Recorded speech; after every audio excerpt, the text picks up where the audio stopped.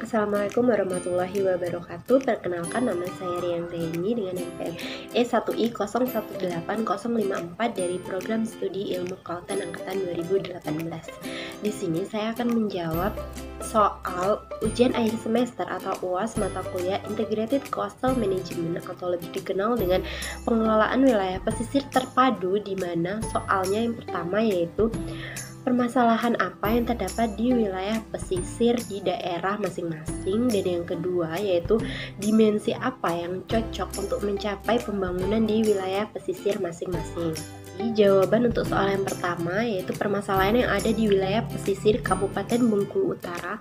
Sebelumnya saya akan menjelaskan bahwa saya ini tinggal di tempat yang jauh dari wilayah pesisir atau pantai. Tempat tinggal saya itu berada di Desa Tanjung Harapan, Kecamatan Padang Jaya, Kabupaten Bengkulu Utara, masih masuk ke Kota Arga Makmur. Sedangkan pantai atau wilayah pesisir itu terdapat di Lais. Jadi jarak tempuh dari tempat tinggal saya menuju wilayah pesisir pantai Lais tersebut jika ditempuh menggunakan kendaraan bermotor itu kurang lebih selama 60 menit atau 1 jam.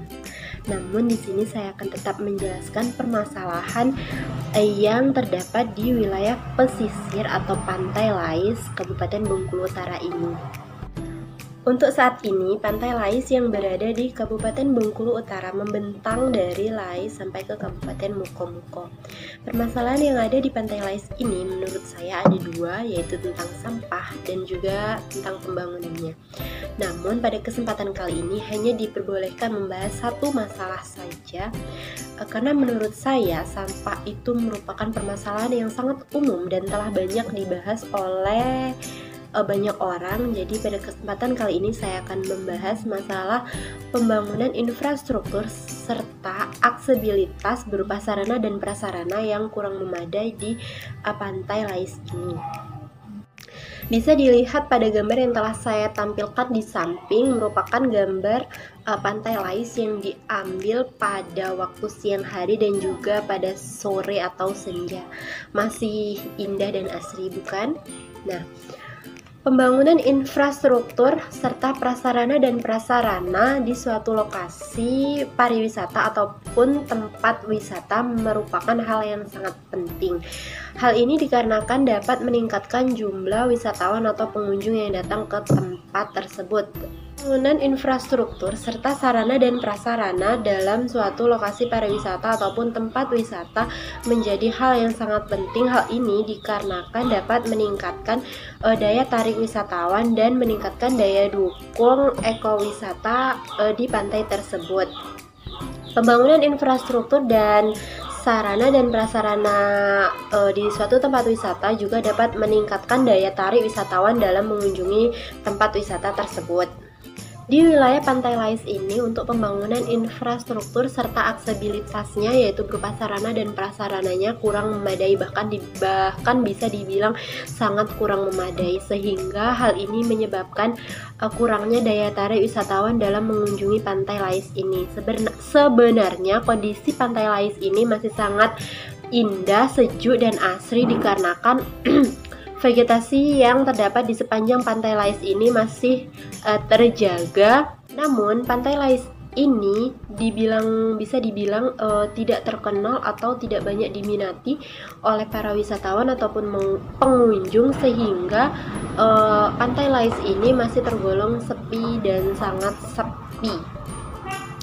Ketertarikan wisatawan dalam mengunjungi tempat wisata yang dilihat pertama kali adalah aksesibilitas, yaitu sarana dan prasarananya untuk mengunjungi tempat tersebut. Selain itu, pembangunan infrastruktur juga menjadi salah satu pertimbangan wisatawan dalam mengunjungi tempat wisata tersebut. Karena saya sendiri apabila ingin berkunjung ke suatu tempat wisata, pasti yang pertama kali muncul di dalam pikiran saya itu jalannya bagus nggak sih? Di sana ada kamar mandinya nggak? Ada tempat bilas nggak? Ada tempat ganti baju nggak? Dan lain-lain pertanyaan yang timbul di pikiran. Menangani masalah ini, Bupati Bengkulu Utara, Bapak Insinyur Mian, sudah mengupayakan pembangunan merata di sepanjang wilayah pesisir pantai Bengkulu Utara atau Pantai Lais ini.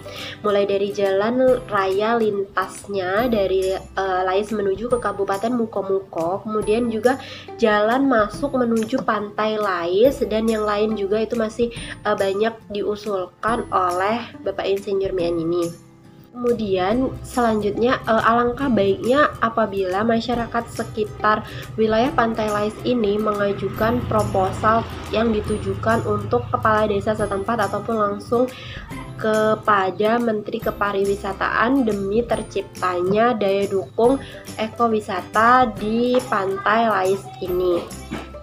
Selain itu diharapkan juga kepada masyarakat agar dapat mengelola tempat Pantai Lais ini dengan seadanya terlebih dahulu, dengan cara meramaikan pantai-pantai Lais ini, berjualan di tempat tersebut.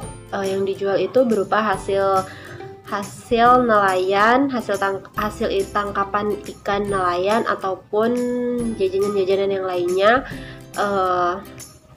dengan catatan tidak boleh mencemari lingkungan sekitar Pantai Lais tersebut agar tetap terjaga keindahan serta keasriannya. Peran kita sebagai mahasiswa atau mahasiswi mata kuliah pengelolaan wilayah pesisir terpadu seharusnya itu dapat lebih paham dalam mengelola pantai. Contohnya yaitu dengan membuat pondok-pondok kecil yang menarik, dengan catatan kayu yang digunakan untuk membuat pondok-pondok tersebut bukanlah kayu hasil menebangi vegetasi pantai atau vegetasi yang berada di sekitar pantai. Karena apabila hal tersebut dilakukan bisa juga dapat mengurangi keasrian serta keindahan pantai tersebut. Seperti kita ketahui sebelumnya bahwa vegetasi pantai itu sangat penting. Selain dapat menambah keasrian dan keindahan pantai, vegetasi pantai yang berupa pohon mangrove dan juga cemara itu juga dapat menahan abrasi atau erosi. Selain itu juga dapat menahan atau memecah gelombang saat terjadinya tsunami, dan masih banyak fungsi yang lainnya. Soal selanjutnya yaitu dimensi apa yang cocok untuk mencapai pembangunan wilayah pesisir di Pantai Lais ini. Sebelumnya harus kita ketahui terlebih dahulu apa itu dimensi. Jadi menurut Kamus Besar Bahasa Indonesia atau KBBI, dimensi merupakan ukuran berupa panjang, lebar, luas ataupun tinggi. Jadi dimensi yang cocok untuk mencapai pembangunan wilayah pesisir di Pantai Lais ini berdasarkan permasalahan yang telah saya jabarkan sebelumnya, itu adalah dimensi sektoral, di mana telah kita ketahui juga sebelumnya bahwa wilayah pesisir sendiri merupakan wilayah pertemuan atau peralihan antara daratan dan lautan, di mana daratan masih dipengaruhi oleh lautan dan lautan juga masih dipengaruhi oleh daratan. Perencanaan pembangunan pada hakikatnya merupakan upaya untuk mempengaruhi perkembangan dan keadaan kehidupan bangsa di masa datang sehingga sesuai dengan yang dicita-citakan. Pendekatan sektoral dalam perencanaan selalu dimulai dengan pertanyaan yang menyangkut sektor apa yang perlu dikembangkan untuk mencapai tujuan pembangunan. Dalam hal ini, sektor yang perlu dibangun adalah sektor kepariwisataan atau sektor pariwisata. Dimensi sektoral atau biasa disebut dengan perencanaan sektoral adalah perencanaan yang dilakukan dengan pendekatan berdasarkan sektor. Telah saya sebutkan sebelumnya, sektor yang akan diangkat dalam permasalahan ini adalah sektor di bidang pariwisata atau kepariwisataan. Yang dimaksud dengan sektor adalah kumpulan dari kegiatan-kegiatan atau program yang mempunyai persamaan ciri-ciri serta tujuannya. Pembagian menurut klasifikasi fungsional seperti sektor maksudnya untuk mempermudah perhitungan-perhitungan dalam mencapai sasaran makro.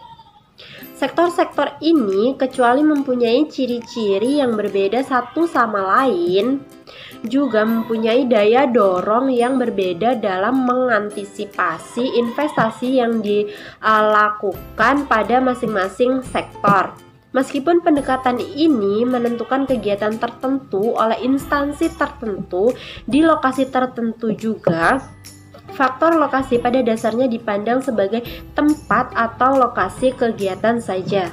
Pendekatan ini berbeda dengan pendekatan perencanaan yang lain, terutama bertumpu pada lokasi kegiatan. Baiklah, sekian jawaban yang dapat saya sampaikan. Apabila ada salah kata dan kurang berkenan di hati, saya mohon maaf. Dan kepada Allah saya mohon ampun. Saya akhiri, wabillahi taufiq wal hidayah. Wassalamualaikum warahmatullahi wabarakatuh.